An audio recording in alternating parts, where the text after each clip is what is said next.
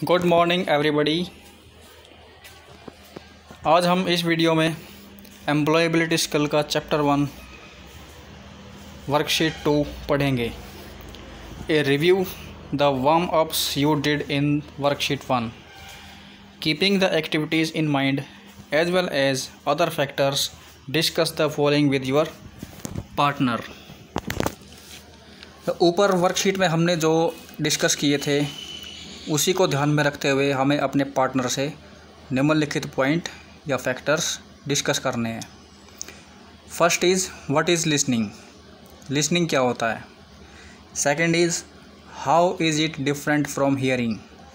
यह हियरिंग से किस तरह डिफरेंट है, अलग है।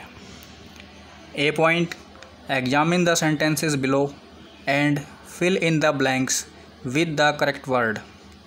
Discuss what your choice of word tells you about the differences between hearing and listening। नीचे कुछ सेंटेंसेस दिए हुए हैं, उनको चेक करना है कि इसके अंदर कौन सा वर्ड आएगा और जो वर्ड आएगा उसको ये देखना है कि ये डिफरेंस क्या बताता है हियरिंग और लिसनिंग के बीच।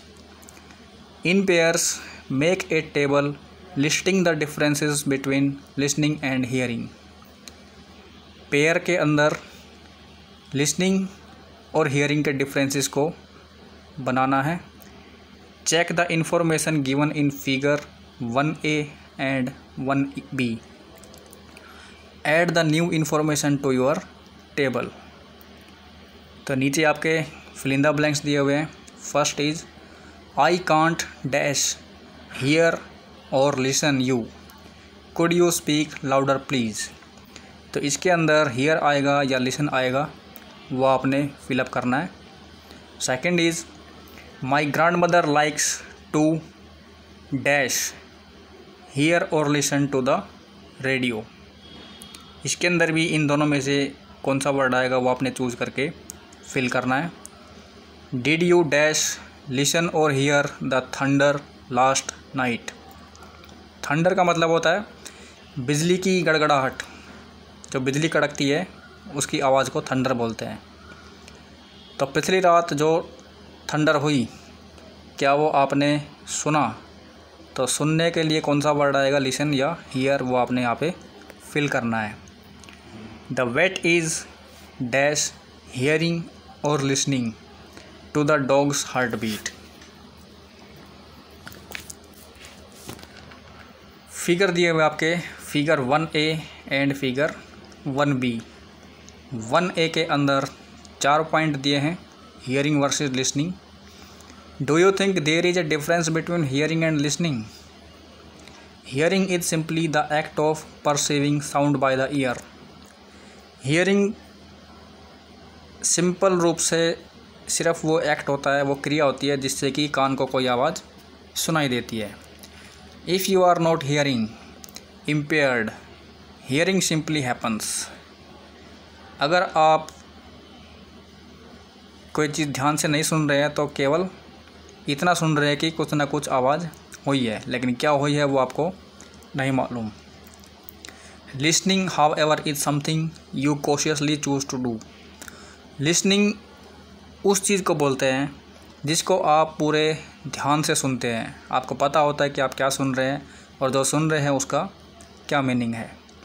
Listening requires concentration so that your brain processes meaning from word and sentences. तो लिसनिंग के अंदर कंसंट्रेशन मतलब ध्यान की ज़रूरत होती है, जो आपका दिमाग लगाता है और उसमें वर्ड के मीनिंग या सेंटेंस के मीनिंग को प्रोसेस करता है, समझता है कि इसका क्या मीनिंग है। Listening leads to learning. Listening से हम सीखते हैं, जबकि हियरिंग से कुछ सीखते नहीं हैं। फिगर 1B के अंदर पेयर में दिया हुआ है हियरिंग का क्या मतलब है और लिसनिंग का क्या मतलब है। First point is accidental. Hearing आप जानबूझ के नहीं करते हैं, वो आपको अचानक से सुनाई देता है। जैसे कि कोई चीज़ धड़ाम से गिर गई तो आपको आवाज़ तो सुनाई दी, लेकिन क्या हुआ ये नहीं पता। इस तरफ लिसनिंग में फोकस्ड मीन्स ध्यान केंद्रित करके सुनना। हियरिंग में सेकंड पॉइंट इनवॉलंटरी। इनवॉलंटरी मतलब अंदर से अचानक से सुनाई देता है। वॉलंटरी बाहर से कोई आवाज़ आती है। एफर्टलेस, इसमें कोई एफर्ट नहीं करते हम। लेकिन लिसनिंग जो इंटेंशनल होती है, फॉर एग्जांपल लिसनिंग सॉन्ग्स, गाना सुनना। जब हम कोई गाना सुनते हैं तो हमें पता होता है कि गाने में क्या बोल बोले जा रहे हैं, उनका क्या मीनिंग है और किस चीज़ का गाना है। आगे बढ़ते हैं। Communication describe the steps to active listening. Communication से हमें उन स्टेप्स के बारे में पता लगता है जिससे कि हम एक्टिव लिसनिंग स्किल्स सीखते हैं। Look at figure 2 using the information on how listening and hearing differ in the blanks with suitable words. Figure 2 देखते हैं, लिसनिंग वर्सेस हियरिंग। यहाँ भी आपका डिफरेंस दिया हुआ है, hearing is passive, listening is active. It refers to the act of perceiving a sound through the ear, whereas listening refers to the act of making a conscious effort to perceive the sound. वही same meaning है जो मैंने ऊपर बताया। Act of perceiving मतलब कान पर कोई आवाज़ सुनाई दी, लेकिन लिसनिंग में कॉन्शियस मीन्स ध्यान लगाकर सुनते हैं। Does not require a conscious effort. जब हम हियरिंग करते हैं तो उसके लिए कोई कॉन्शियस, कोई जागरूकता नहीं होती हमें कि हम क्या सुन रहे हैं, लेकिन लिसनिंग के अंदर पूरा ध्यान से सुनते हैं। Involuntary and voluntary. इनवॉलंटरी अचानक से कोई आवाज़ सुनाई देती है, वॉलंटरी जानबूझकर सुनते हैं। Worksheet 3 examine figure 3। Let us now think about the different stages of listening. Using the words given in the box below, complete the table. Check your answers given at the end. Figure 3. Figure 3 में stage 1, stage 2, stage 3, stage 4 and stage 5 ये 5 step दिए हुए हैं, जिनमें से 4 step आपके blank है। 5वें स्टेप में लिखा हुआ है रिस्पॉन्डिंग, मतलब ये आपका लिसनिंग का प्रोसेस है स्टेप वाइज। तो इन चारों के अंदर कौन सा वर्ड आएगा वो आपने फिलअप करना है। और वर्ड्स कौन कौन से हैं? Understanding, responding, evaluating, remembering and receiving. तो इन चारों में से कौन सा वर्ड आएगा कौन सी स्टेज में, वो आपने यहाँ से चूज़ करके फिलअप करना है। नेक्स्ट आगे बढ़ते हैं। Look at figure 4 column A and column B. What are the 5 stages of listening? Under column A, write the numeral 1 to 5, and in column B, write the name of each of the stages in the correct order. B point. Next, look at column C. It has description of the 5 stages in jumbled order. Read carefully and match the different stages of listening listed in the column B with its corresponding description given in column C. तो चलिए figure 4 देखते हैं। इसके अंदर 3 column बनाए हुए हैं, column A, B and C। A, B and C। A के अंदर स्टेज क्वेश्चन मार्क दिया हुआ है कि कौन सी स्टेज आएगी। स्टेजेस ऑफ लिसनिंग, फर्स्ट में आपका ईयर बनाया हुआ है। डिस्क्रिप्शन दिया हुआ है इसका, attempts to figure out the meaning of the message, कि मतलब मैसेज जो है उसका मीनिंग जानने की कोशिश की जाती है।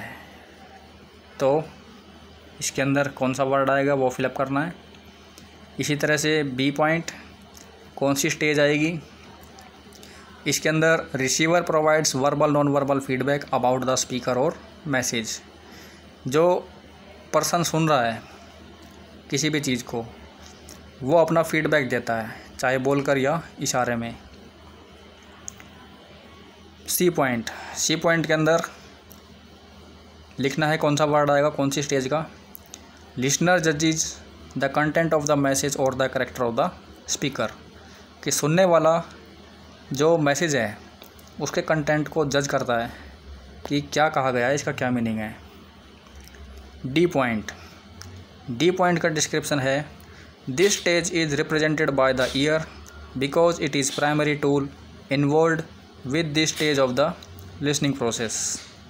कि इसके अंदर जो ये स्टेज है वो रिप्रेजेंट की जाती है ईयर के द्वारा, कान के द्वारा, क्योंकि ये प्राइमरी टूल है, मुख्य प्रमुख ये हमारा टूल होता है जो कि लिसनिंग के लिए ज़रूरी है। Last stage is E point. इसके अंदर कौन सा वर्ड आएगा वो फिलअप करना है और इसका डिस्क्राइब किया हुआ है। Receiver either place information into long term memory और forgets the information presented. Receiver जो प्राप्त करने वाला है वो या तो इन्फॉर्मेशन को लंबे समय तक रखता है या फिर भूल जाता है। Next is worksheet 4। Worksheet 4 what is active listening. Read the following points which describe active listening. Active listening involves attentively seeking to understand a speaker's message rather than passively hearing the word that a speaker says। Active listening के अंदर जो listener है वो message को understand करने की कोशिश करता है, जबकि हियरिंग के अंदर ऐसा कुछ नहीं होता। Active listener provide verbal and non-verbal feedback to show their sincere investment in what the speaker is sharing। तो एक्टिव लिसनिंग के अंदर जो लिसनर है वो अपना फीडबैक देता है, वर्बली या non verbally. Active listening can help to build a trust within a conversation whereby allowing the speaker to communicate more easily, openly and honestly.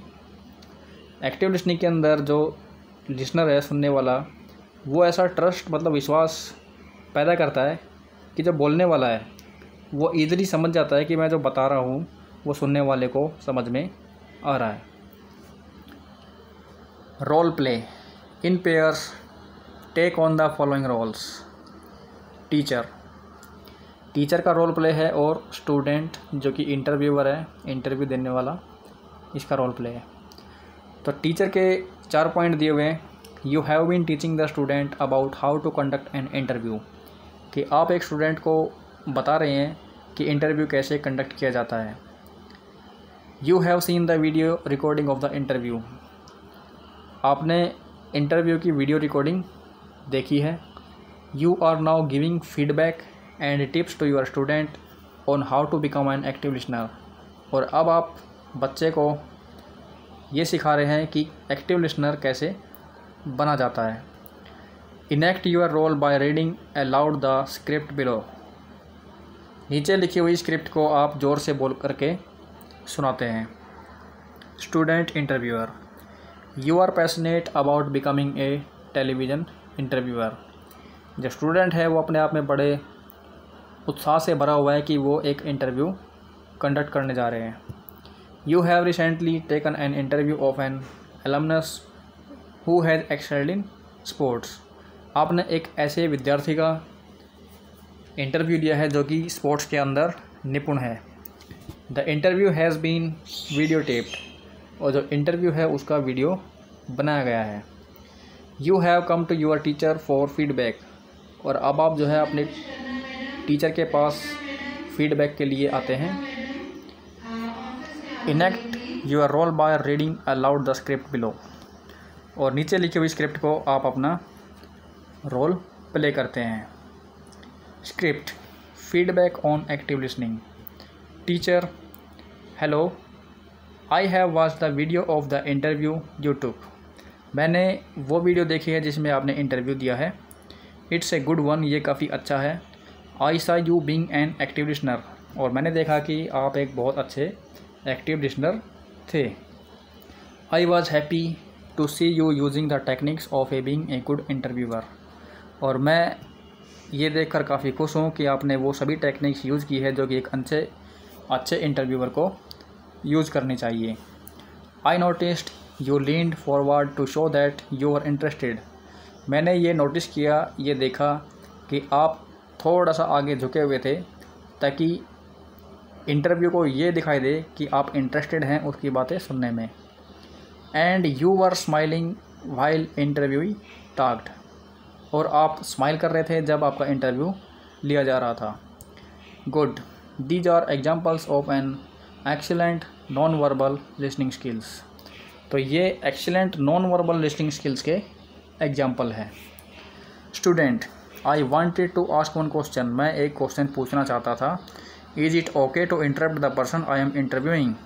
तो क्या ये सही है कि मैं बीच में अपना क्वेश्चन पूछूं?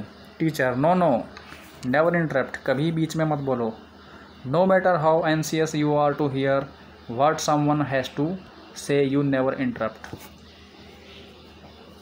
आप कितने भी सुनने के लिए उत्सुक हैं, लेकिन बीच में क्वेश्चन नहीं करना, इंटरप्शन नहीं करना। स्टूडेंट क्या बोलता है? But I see this happening on television all the time. लेकिन मैं टेलीविज़न पे ऐसा देखता हूँ। Reporter interrupts and cut off people of all the time. जो रिपोर्टर है वो बीच में बोलता है और इंटरप्शन करता है। Teacher, yes I have seen that too. हाँ, मैंने भी ये देखा है। But remember, you are not here to get someone to confess to wrongdoing or moderate a political debate. लेकिन आप यहाँ कोई पॉलिटिकल डिबेट नहीं कर रहे हैं और ना ही आप किसी को गलती पर एहसास दिला रहे हैं, उसको माफ़ी मांगने के लिए कह रहे हैं। You have asked a classmate to share a very personal story. आप अपने बच्चे को, क्लासमेट को कोई पर्सनल स्टोरी बताने के लिए कह रहे हैं। Remember what I told you in class. वो बातें याद रखो जो मैंने आपको क्लास में बताई हैं। A good interviewer knows that the people they interview are important and conduct their interviews with respect and sensitivity and curiosity. कि जो एक अच्छा इंटरव्यूअर होता है वो अपने कंडक्ट का, अपने बिहेव का बहुत ध्यान रखता है, उसको इम्पोर्टेंस देता है। So even if the person doesn't answer the question you ask, let them finish their thoughts and don't interrupt them. अगर आपको क्वेश्चन का आंसर नहीं पता है तब भी पहले उन्हें अपनी बात ख़त्म करने दो, बीच में मत बोलो। Let me tell a very good strategy that active listener use. मुझे वो अच्छी स्ट्रेटजी बताने दो जो कि एक अच्छा लिसनर यूज़ करता है। That is to wait 3 to 5 seconds. और वो क्या है? 3 से 5 सेकेंड वेट किया जाता है।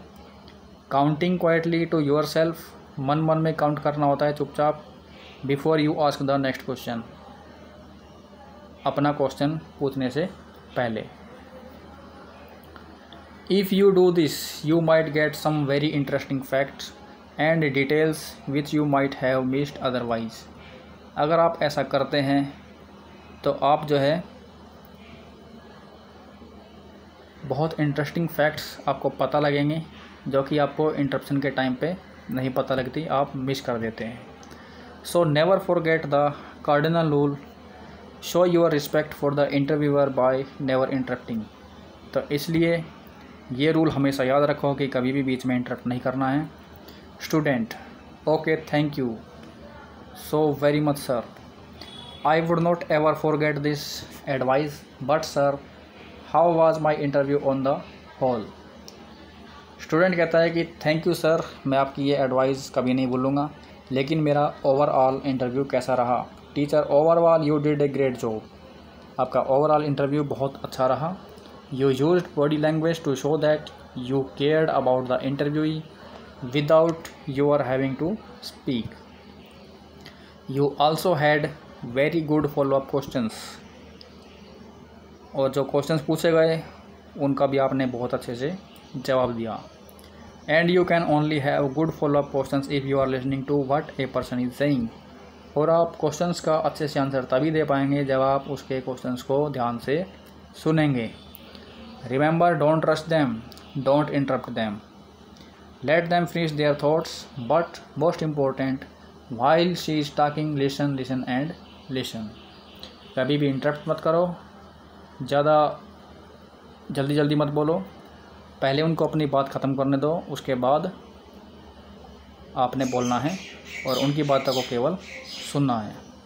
Student, okay, thank you sir, I will remember these wonderful tips, thank you.